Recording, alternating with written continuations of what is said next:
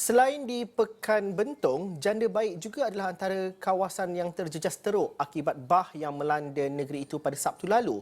Selain kemusnahan harta benda, ada rumah yang musnah akibat dilanggar puing. Manakala 2 jambatan utama dan 5 jambatan kecil yang menghubungkan penduduk di kampung itu juga runtuh akibat arus deras. Untuk perkembangannya, kita bersama dengan Faris Azman yang ketika ini berada di Janda Baik. Faris, teruskan dengan laporan anda.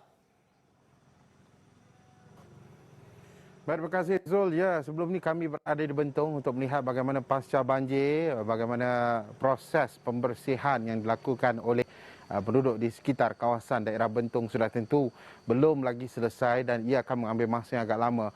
Dan kemudian kami terus ke Janda Baik, antara kawasan yang terjejas teruk seperti mana dikatakan oleh penduduk pada Sabtu lalu pada jam 9 malam adalah detik yang tidak akan dilupakan penduduk.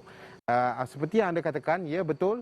Terdapat 2 jabatan utama yang runtuh dan terputus, tetapi ketika ini telah pun disambung semula dengan inisiatif penduduk sendiri meletakkan tanah, mendapan tanah dan memendapkan tanah itu agar boleh dilalui kenderaan. Dan 5 lagi jabatan kecil yang menghubungkan di antara kawasan terutama ini di Pulau Santap, iaitu kawasan yang terjejas teruk akibat bah yang melanda.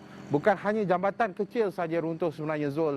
Malah kalau kita katakan jalan tar juga telah pun beralih dan ada jalan-jalan yang juga telah pun kita katakan rosak teruk akibat bah yang telah pun melanda pada Sabtu lalu.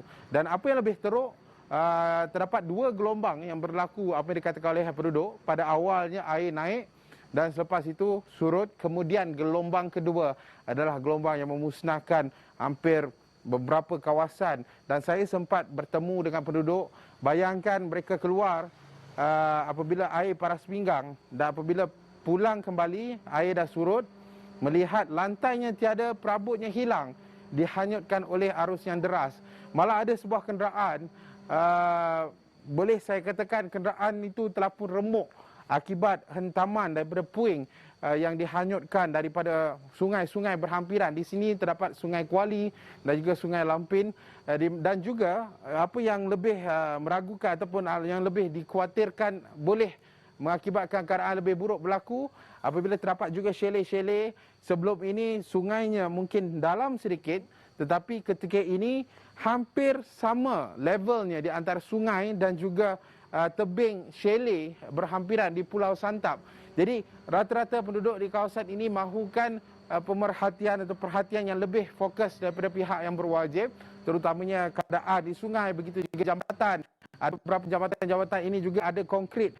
Jambatan itu telah pun runtuh dan kemungkinan kalau kita katakan hujan yang tidak berhenti dalam tempoh 2 hari saja, kemungkinan perkara yang sama berlaku pada Sabtu lalu boleh berlaku sekali lagi di kawasan Pulau Santap ataupun di kawasan Janda Baik ini.